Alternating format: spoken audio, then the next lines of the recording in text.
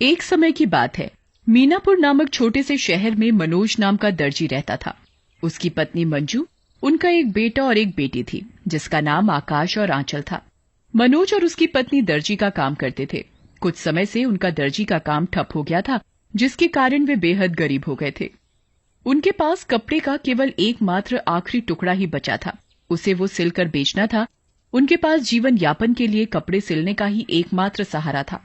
उन्हें बस यही चिंता सताती रहती थी कि बच्चों का, हमारा सबका गुजारा कैसे होगा। बच्चों की तो खेलने खाने की उम्र है और उन्हें इस उम्र में ये सब झेलना पड़ रहा है। एक दिन की बात है। माँ, कुछ खाने को दो ना, बहुत भूख लगी है। मंजू रसोई में जाती है और बच्चों के लिए कुछ खाने के लिए देखती है।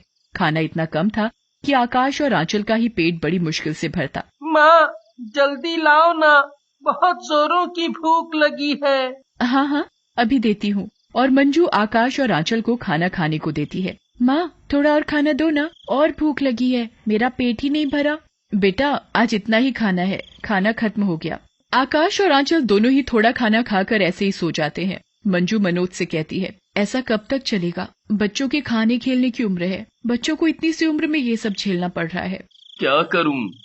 इतनी हालत खराब हो गई है कि कुछ समझ नहीं आता। अब तो कपड़ा सिलने के लिए भी थोड़ा सा ही कपड़ा बचा है। कल उस कपड़े की फ्रॉक बनाकर बाजार में बेच आऊंगा, कुछ तो पैसे मिलेंगे। और मनोज ने रात को अपनी दुकान में जाकर कपड़े की कटिंग की और उसे रख दिया। उसने सोचा कल सुबह आकर मैं कटे हुए कपड़ों को सिलकर बाजार में बेच दूंगा। फिर वो अपने घर चला जाता है और वो पूरी रात सोचता रहता है कि घर का खर्च कैसे चलेगा।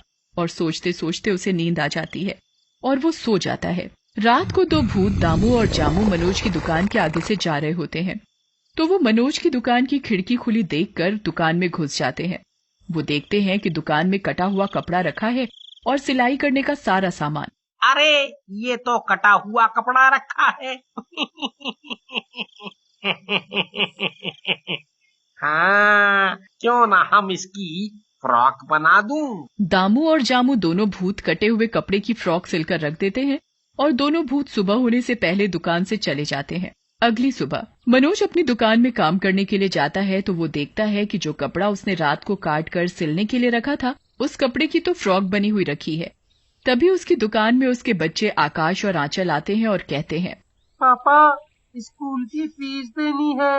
मैडम ने बोला है अगर तुमने स्कूल की फीस नहीं दी तो तुम दोनों भाई बहनों का स्कूल से नाम काट दिया जाएगा।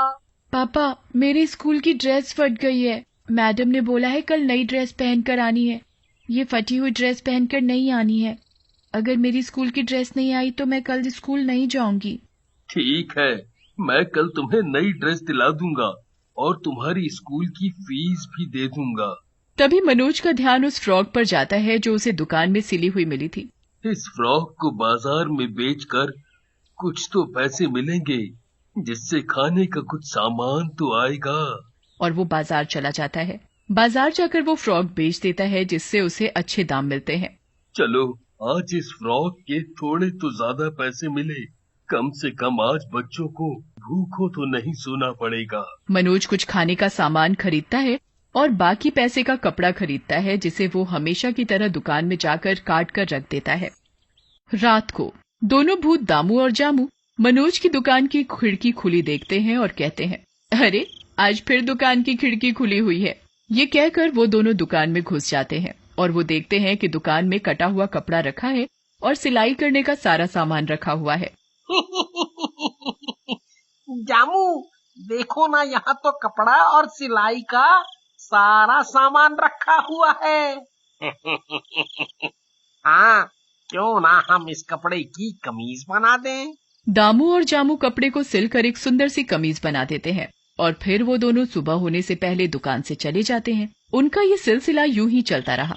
दोनों भूत रात को आते और कपड़े सिलकर रख जाते। अगले दिन मनोज अपनी दुकान में जाता है और अरे, ये इतने सुंदर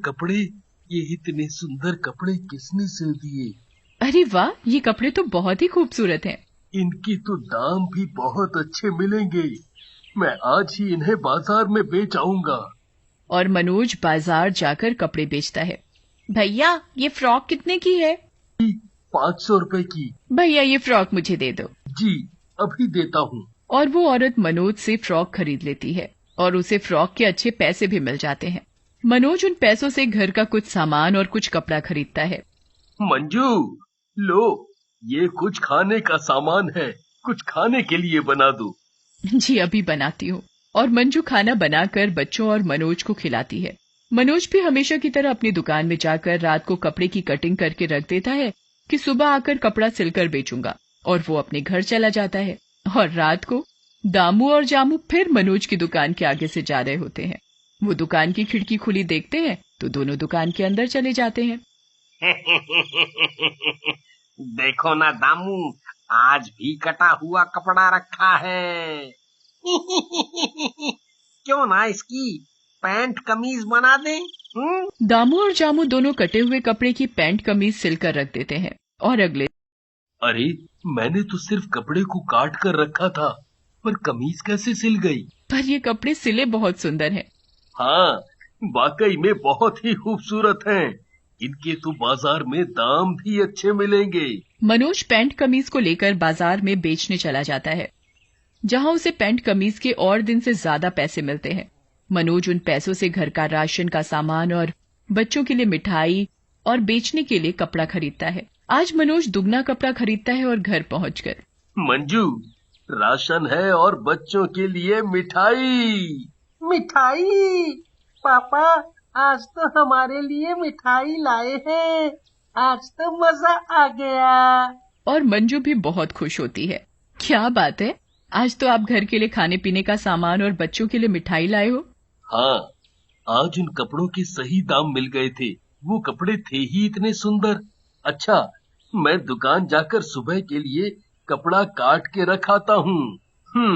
कल सुबह आकर इन्हें सिल कर बेचूंगा। और रात को फिर दामू और जामू मनोज की दुकान में आते हैं और देखते हैं कि रोज की तरह आज भी कटा हुआ कपड़ा रखा है। इससे तो आज मैं बहुत ही सुंदर ड्रेस बनाऊंगा। मैं इस कपड़े की सलवार कुर्ती बनाऊंगा। दामू और जामू दोनों भूत कपड़े सिलने लग जाते हैं और वो दोनों भूत बहुत ही खूबसूरत कपड़े सिलते हैं। कपड़े सिलकर दोनों भूत सुबह होने से पहले दुकान से चले जाते हैं। और अगले दिन मनोज और उसकी पत्नी दुकान जाते हैं तो देखते हैं कि आज 2 जोड़ी सुंदर सुंदर फ्रॉक बनी हुई रखी है। मनोज और उसकी पत्नी फ्रॉक देखकर हैरान हो जाते हैं। अरे वाह, इतनी खूबसूरत फ्रॉक, मैंने तो इतनी सुंदर फ्रॉक कभी नहीं देखी। हाँ ये तो बहुत ही सुंदर हैं, मैं इन्हें बाजार में ले जाकर बेच आऊंगा। और अगले दिन मनोज रोज की तरह अपनी दुकान खोलता है तो आश्चर्यचकित हो जाता है। वो देखता है कि आज फिर किसी ने कपड़े सिलकर रखे हुए हैं। वैसे तो उन्हें अब किसी चीज की कोई कमी नहीं थी और उनके जीवन में धीरे धीरे सुधार आने लगता है। फिर भी वो हमेशा सोच में डूबे रहते कि आखिरकार रात में आकर कौन हमारी मदद कर रहा है। देखो ना, ये रोज रोज कौन हमारे कपड़े सिलकर रख जाता है।